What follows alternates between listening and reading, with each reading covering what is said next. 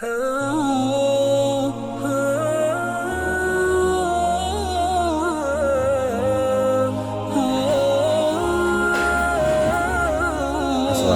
warahmatullahi wabarakatuh.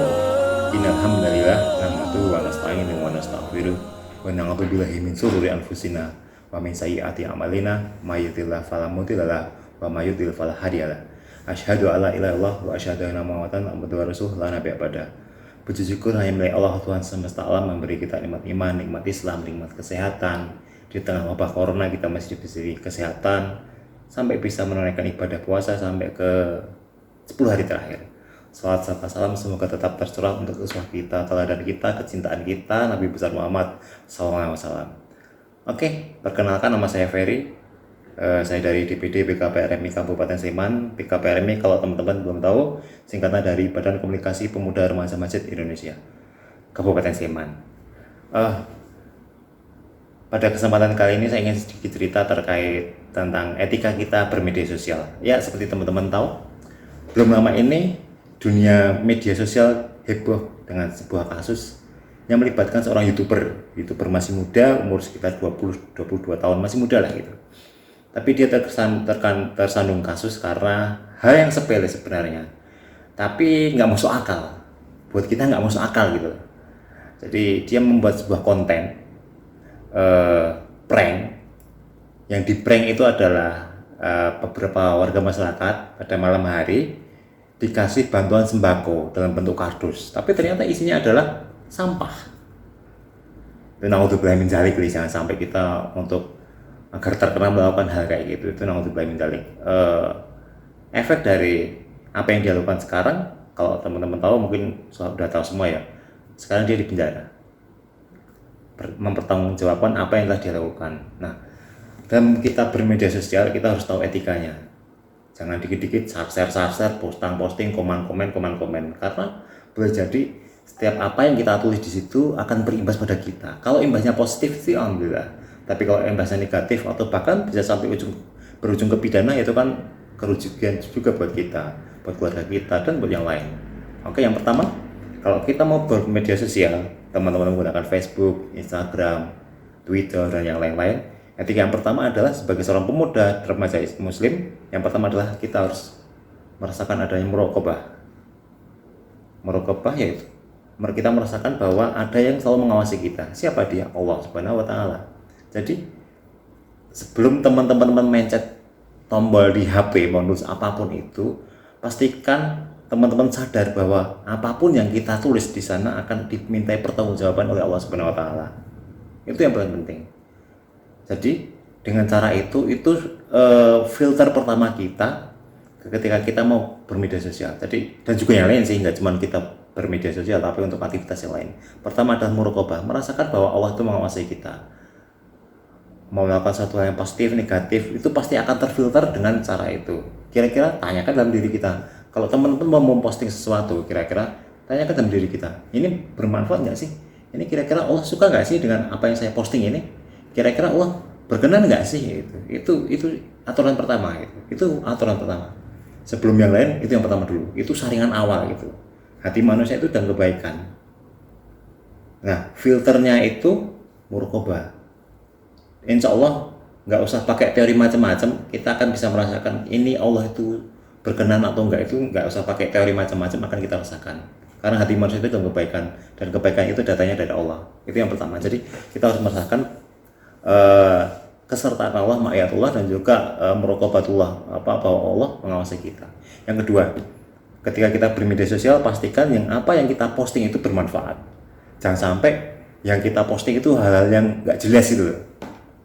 Misalnya nari-nari nggak jelas, apa kita masjid, pemuda masjid itu ya bikin gerakan-gerakan nggak jelas gitu, terus di video di-upload di YouTube atau mungkin di Instagram atau di Facebook, itu Twitter, untuk hal yang nggak jelas itu suatu hal yang sia-sia gitu. Jadi harus ada manfaatnya itu. Mas, saya itu main tut gitu ya, itu aplikasi yang sekarang baru terkenal ya, ada yang gerak-gerak, goyang-goyang nggak jelas itu, dan diposting di medsos biar followernya tambah banyak subscribe macam-macam. Kembali lagi, apakah itu bermanfaat? Bermanfaat, Mas. Apa manfaatnya? Bisa mengurangi stres. ya masuk akal nih yo, memaksakan itu yo nggak masuk akal juga sebenarnya. Ya masuk akal tapi agak makso gitu. Jangan terlalu makso lah gitu. Jadi masih banyak cara kita untuk mengurangi stres. Gak harus kita goyang-goyang atau melakukan hal-hal yang unfaedah itu. Menurut saya itu hal yang unfaedah. Kecuali teman-teman menggunakan aplikasi itu gitu ya. Itu untuk bikin video-video konten yang positif gitu. Misalnya apalah gitu hal yang positif. Tapi kalau kontennya hanya hal-hal yang sekedar membuat orang lain ketawa, hahaha itu ya menurut saya kurang bermanfaat. Jadi itu ya. Itu yang ketiga. Aturan yang ketiga, ketika kita bermedia sosial kita harus bertanggung jawab atas apa yang kita ketikkan di media sosial. Kita harus bertanggung jawab, kayak gitu ya. Jangan sampai teman-teman mengetikkan sesuatu nggak bertanggung jawab. Nah, kaidah fikih dalam hal ini yang pertama adalah ketika kita mengetikkan apapun itu di media sosial, yang pertama adalah niatkan karena Allah. Nah, itu saringan awal juga itu. Niatkan karena Allah. Yang kedua, sampaikan informasi dengan benar, baik sisi kandungan maupun cara penyampaiannya gitu. Jadi yang disampaikan itu informasi yang benar, terus cara menyampaikan juga benar kayak gitu. Kadang-kadang informasinya benar tapi cara menyampaikannya nggak benar, wah itu jadi repot juga. Kadang-kadang huru hara di Indonesia ya, kemarin kita 2019 ada musim pilpres ya, ada kubu A, kubu B itu mereka bertempur habis-habisan. Itu boleh jadi berita yang dibawa oleh mereka itu benar, nih karena cara menyampaikannya itu nggak benar, nggak jelas itu, dibumbui dengan dramatisasi macam-macam, akhirnya ya jadi perang gitu. Jadi di media sosial akhirnya nggak saling tukar informasi, akhirnya jadi berkelahi sendiri gitu. Si kubu A dengan menyampaikan fakta, oh calonku gini, ya mungkin yang disampaikan benar, tapi nek dengan cara yang salah, yang disampaikan benar tapi caranya salah, misalnya memprovokasi atau apa-apa, itu ya jadinya nggak baik juga gitu. Itu yang ketiga, perhatikan efek yang akan kita posting kayak gitu. Kira-kira imbasnya itu seperti apa itu.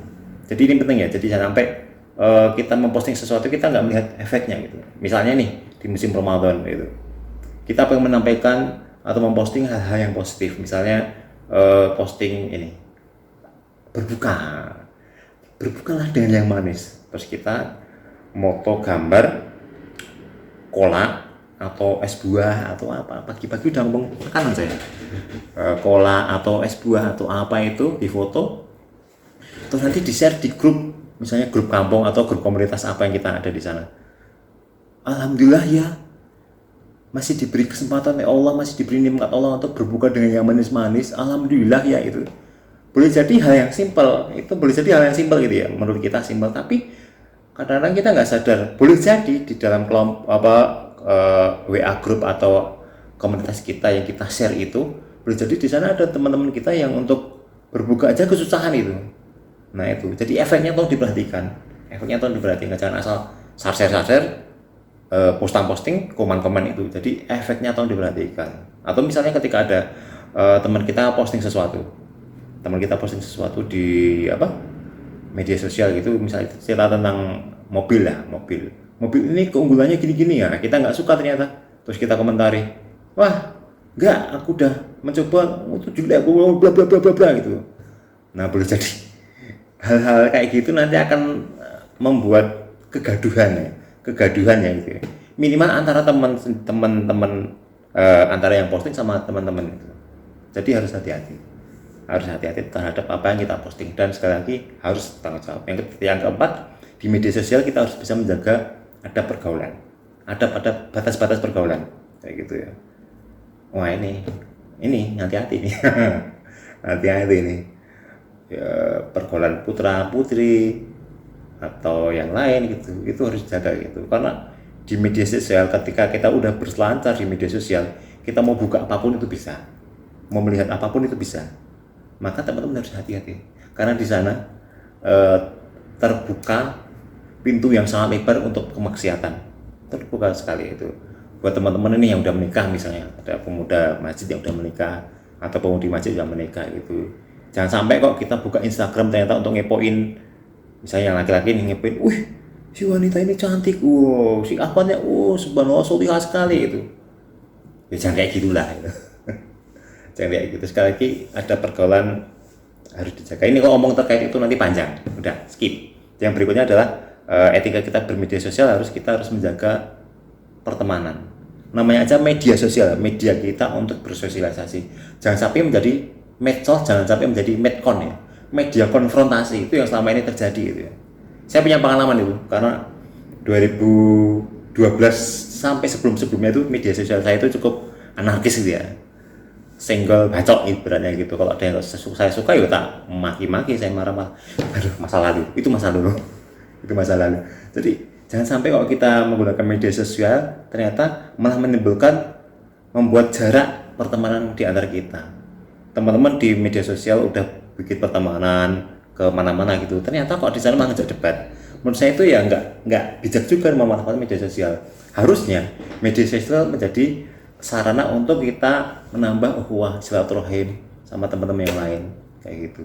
Jangan sampai di media sosial menjadi tempat untuk teman-teman saling maki, saling hujat, saling membenci. Itu ya omong kosong. Mending tutup aja media sosialnya, itu nggak usah dipakai. Nggak ada manfaatnya sama sekali itu. Jadi jangan sampai media sosial menjauhkan kita dengan teman kita kayak gitu. Ya itu ya. Terus next, yang keenam, bijaklah kita membedakan ranah publik dan ranah pribadi. Itu harus bijak. Jangan sampai di media sosial kita mengumbar hal-hal yang sensitif atau hal yang bersifat pribadi. Nah ini kalau saya sih belajar banget terkait hal ini gitu. Jadi nggak semua hal pribadi kita itu pantas di-upload di media massa. Nggak semua hal yang menyangkut kebahagiaan kita, kegembiraan kita dengan keluarga itu bijak untuk di-share di media massa. Nggak semua. Maka kita harus bijak. Atau kalau yang lain ya, ini itu yang pertama. Yang kedua terkait bijak dan menggunakan ranah pribadi atau publik ini, nggak semua isi hati teman-teman itu dicurahkan di media massa kayak gitu. Nanti teman-teman akan ketahuan alainya itu. Misalnya hari ini kehujanan, aduh aku kehujanan gimana pulangnya, posting di WA status, aduh lapar nanti aku mau buka dengan apa, posting di IG itu hal remeh temeh yang menurut saya nggak perlu diposting itu. Ya tapi ya asasi sih mau posting juga apa-apa, cuman menurut saya kurang bijak juga gitu. Atau ketika teman-teman melakukan perjalanan kemana itu diposting tiap satu tempat ke tempat yang lain diposting. Aku baru di sini mampir ke sini, aku di sini mampir sini, foto cekrek gitu. Ya hak asasi sih, cuman ya intinya nggak semua hal yang bersifat pribadi itu layak ditampilkan di media massa. Atau yang terakhir, dalam kita bermedia sosial yang penting adalah ingat waktu. Bahwa ketika kita bermedia sosial harus memperhatikan waktu. Jangan kok nyenuk apa ya? Nyenuk itu jangan kok melulu di depan HP terus kita browsing Instagram, Facebook, Twitter, macam-macam. Jangan kayak gitulah. Apalagi ini bulan Ramadan, apalagi 10 hari terakhir nih. Harus kita manfaatkan sebaik-baiknya 10 hari terakhir ini dengan beribadah. Jangan malah untuk bermedsos. Ya boleh medsos tuh, lihat buka bentar, oh ada pesan macam, enggak apa-apa gitu. Tapi kalau ternyata nyenuk atau melulu di depan laptop atau HP untuk mengamati media sosial, itu ya kurang bijak juga. Jadi itu ya teman-teman semua, tips-tips kita untuk menjaga diri kita di media sosial. Jangan sampai kok media sosial itu menjadi tempat untuk bertarung atau berkelahi, tapi harusnya media sosial itu bisa menjadi tempat kita untuk menambah pahala dan menambah pertemanan dan menambah ilmu. Ya mungkin itu yang dapat saya sampaikan. Next mungkin akan saya sampaikan terkait hal yang lain. Terima kasih atas atensinya. Assalamualaikum warahmatullahi wabarakatuh.